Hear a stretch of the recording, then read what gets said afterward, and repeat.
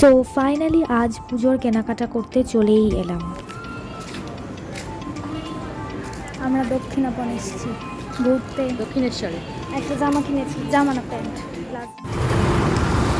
ঢাকুরিয়া থেকে হেঁটে হেঁটে এখন গড়িয়াহাট যাচ্ছি।